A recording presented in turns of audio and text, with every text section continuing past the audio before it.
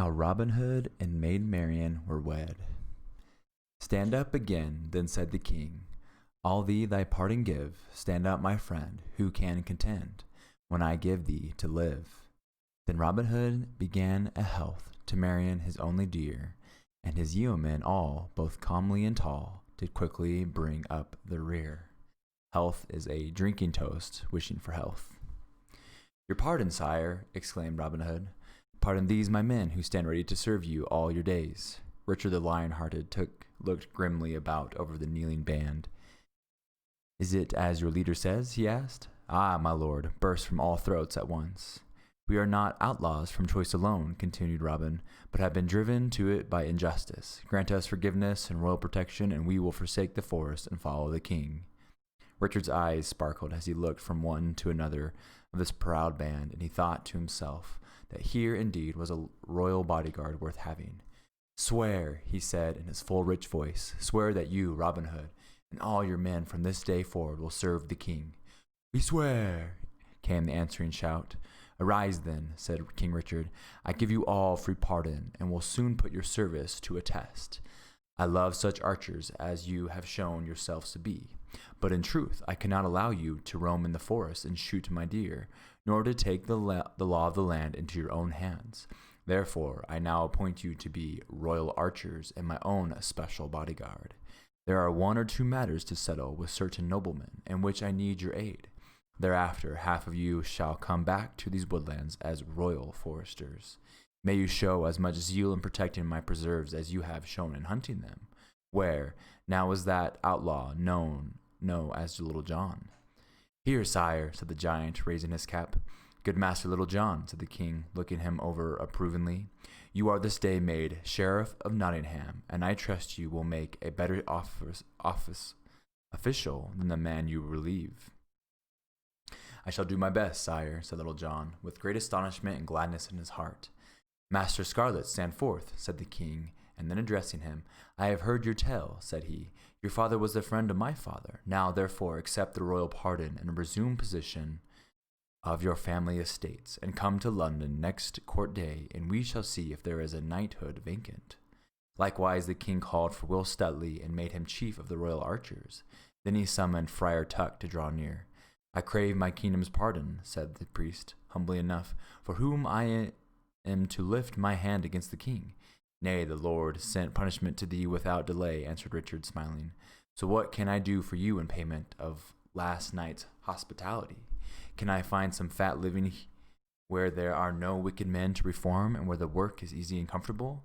I wish only for peace in this life, replied Tuck. Mine is a simple nature, and I care not for the fripperies and follies of court life. Fripperies is showing but foolish or useless things. Give me a good meal, a cup of ale, and health, and I ask no more. Richard sighed. You ask the greatest thing in the world, brother, contentment. It is not mine to give or to deny, but ask your God for it, and if he grant it, then ask for it also for your king. He glanced around once more at the foresters. Which one of you is Allan a Dale? He asked, and when Allan had come forward, So, said the king with sober face, you are that minstrel who stole a bride at Plympton Church. I heard something of this. Now what excuse have you to make? Only that I love her, sire, and she loves me, said Allan simply, and the Norman lord would have married her to have her lands. From tomorrow you and Mistress Dale are to return to them and live in peace and loyalty, said the king. And if ever I need your harp at court, be ready to serve me and bring also the lady. Speaking of ladies, he continued, turning to Robin Hood, who had been silent, wondering if a special punishment was being reserved for him. Did you not have a sweetheart who was once at court, one Mistress Marian? What has become of her? Have you forgotten her? No, your majesty, said the page, coming forward blushingly. Robin has not forgotten me. So, said the king, bending to kiss her small hand gallantly. As I've already thought to myself, this Robin Hood is better served than the king in his palace. But are you not the only child of the late Earl of Huntingdon? I am, sire, though there be some who say that Robin Hood's father was the rightful Earl of Huntingdon. Nonetheless, neither he is advantaged nor I, for the estates are taken from us.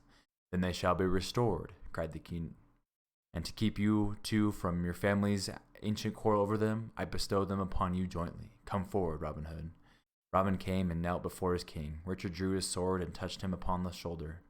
Rise, Robin Fitzooth, Earl of Huntingdon, he exclaimed, while a mighty cheer arose from the band. The first command I give you, my lord Earl, continued the king when quiet was restored, is to marry Mistress Marian without delay. May I obey all your majesty's commands as willingly, cried the new Earl of Huntingdon, drawing the old earl's daughter close to him. The ceremony shall take place tomorrow, if this maid is willing. She makes no protest, said the king, so I shall give away the bride myself. Then the king chatted with others of the foresters and made himself one of them for the evening, rejoicing in the freedom of the woods. As the shades of night drew on, the whole company, knights and foresters, supped and drank around a blazing fire, while Alan sang sweetly to the strumming of the harp, and the others joined in the chorus.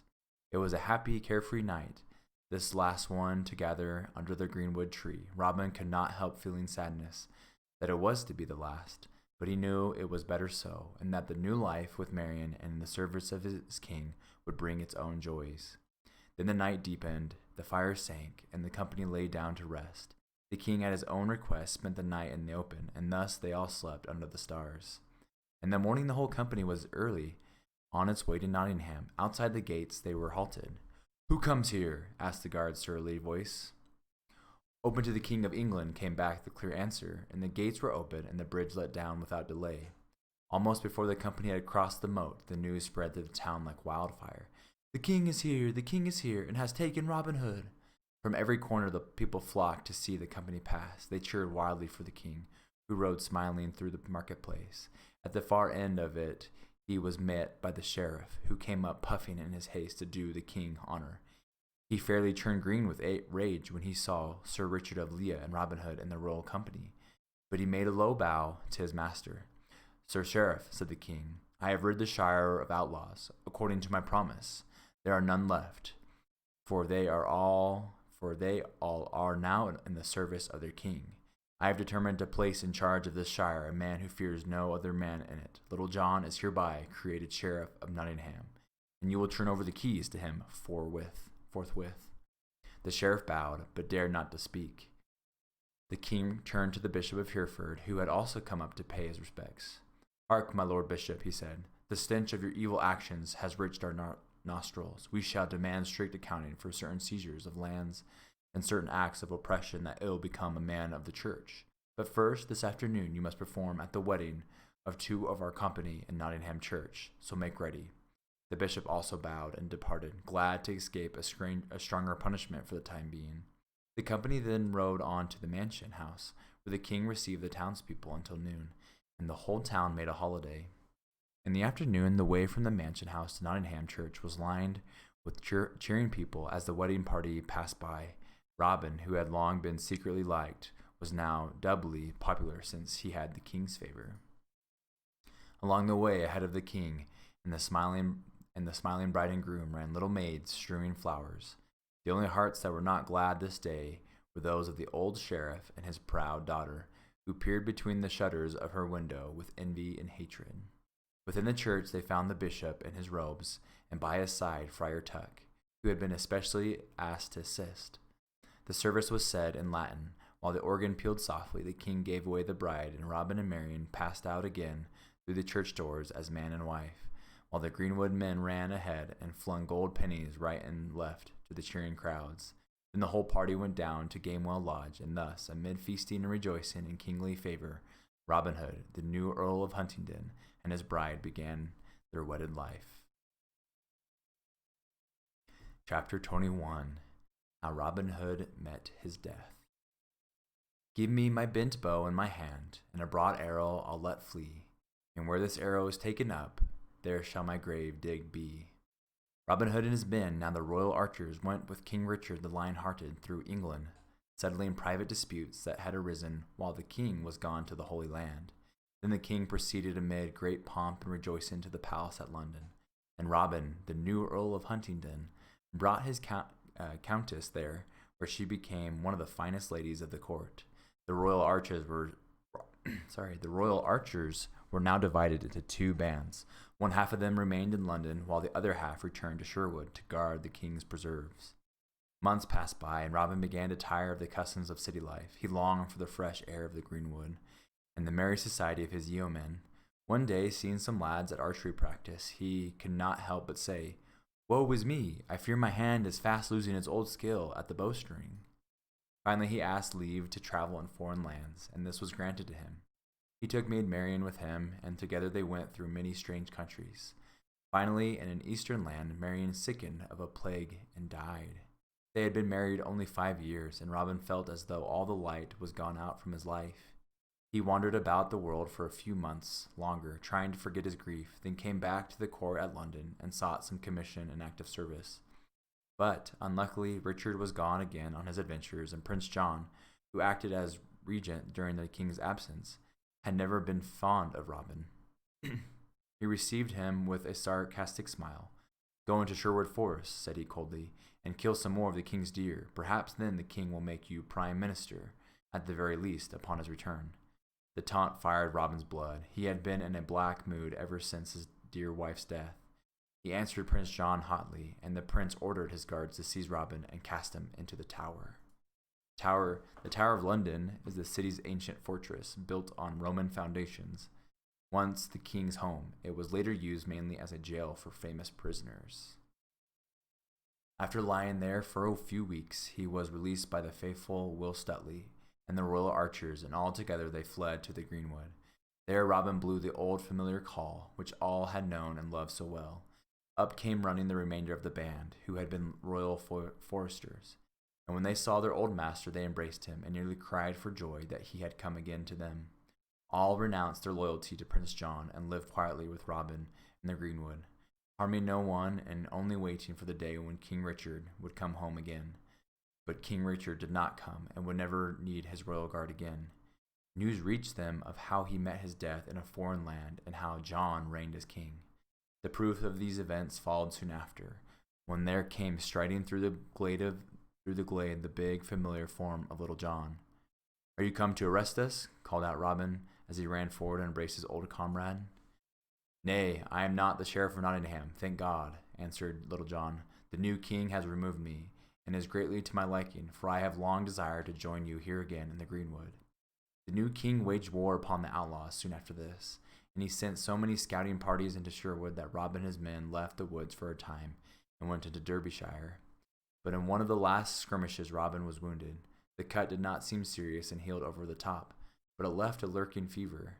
Daily his strength ebbed away from him until he was in sore distress. One day as he rode along on horseback near Kirklees Abbey, he became so faint that he reeled and came near falling from his saddle.